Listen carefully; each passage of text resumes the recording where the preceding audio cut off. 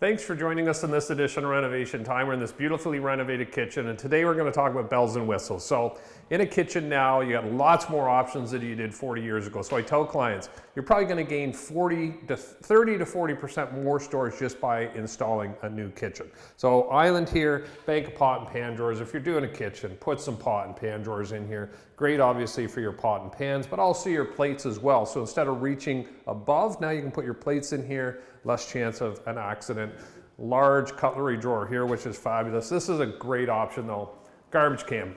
Pulls out, great area for doing, if you're getting everything prepped, you just push that in, slide everything into it. Your back one's usually used for recycling, which is nice. And then again, just a drawer above it for your garbage bags if you choose.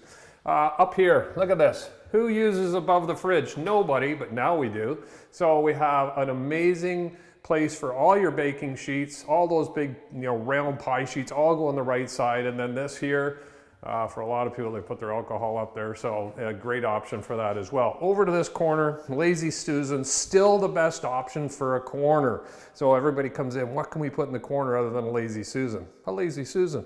So here you can see, again, just they function better. You can put all your canned goods on there. You'd have lots of, they take a lot of weight now, but again, solid shelf in the middle. So another really nice option is get around to this corner. This is it's a blind corner, so we had to put in something like this. But again, you can put a lot of lighter stuff in there. And then again, the spice pullet. Don't forget the spice pullet. We'll see you next week on Renovation Time.